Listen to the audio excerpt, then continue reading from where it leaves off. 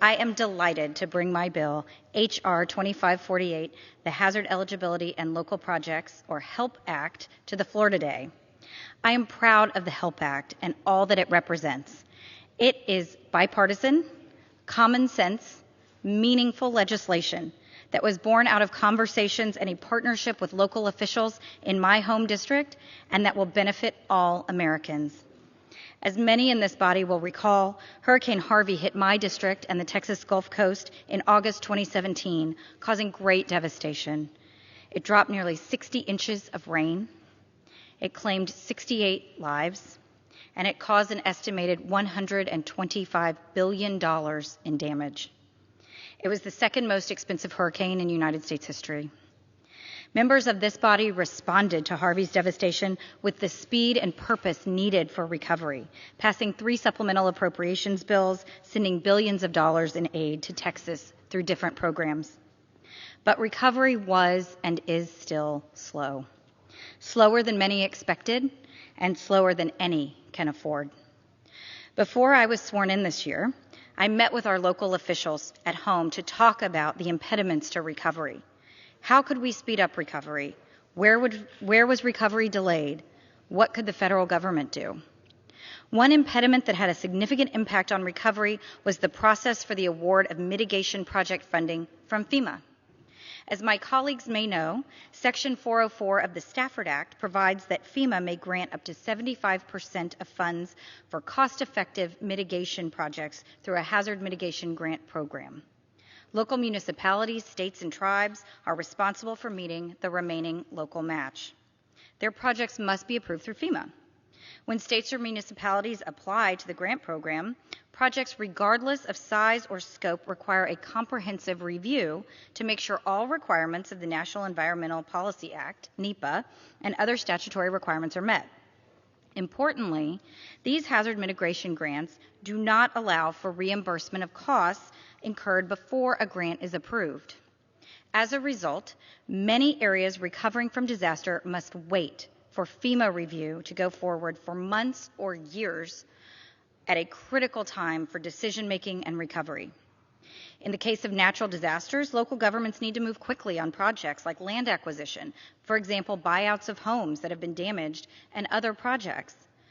The Chief Recovery Officer for the City of Houston has told us that FEMA's pre-award cost policy, that is, not allowing the reimbursement of costs incurred before grant approval, is a limiting factor in recovery, especially in these cases of land acquisition. Homeowners simply cannot afford to wait months or years for decisions to make their own decisions about whether to repair their homes or whether to take a buyout of the homes, and the result is not only inefficiency, but real hardship.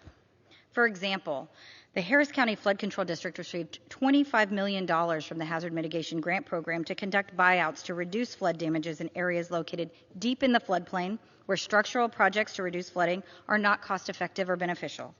But that was nearly a year after Hurricane Harvey that grant money was awarded.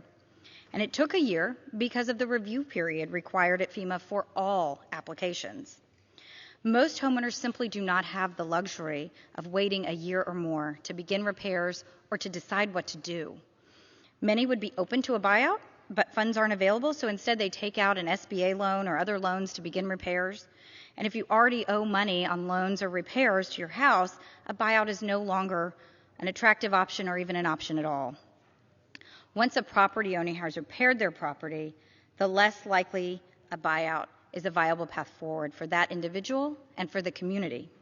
And it's not just anecdotal evidence. The data shows that for acquisition buyouts, the quicker you can make an offer to buy out property after a flooding event, the more likely the disaster victim is to accept it, and the more it reduces costs overall.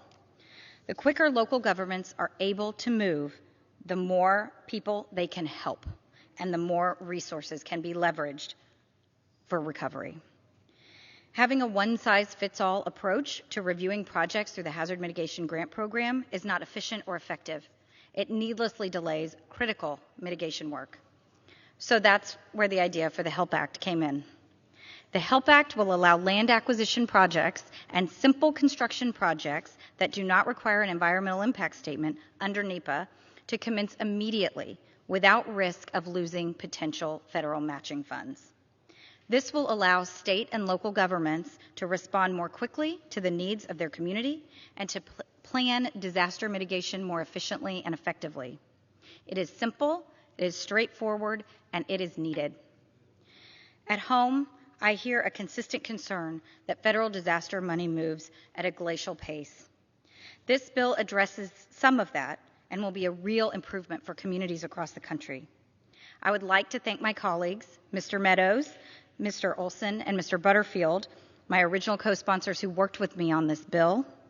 And I want to thank all of the co-sponsors of the bill who helped in the effort, in addition to Chairman DeFazio and Chairwoman Titus, whose assistance in bringing this bill to the floor was essential. Disaster mitigation is not and should never be a partisan issue.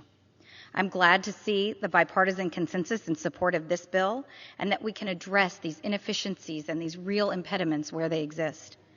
There is still much work to do when it comes to preparing for future storms that we know will come.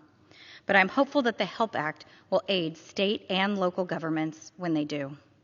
I urge my colleagues to support this important legislation and help our families, businesses, and communities recover from disaster. I reserve the balance of my time.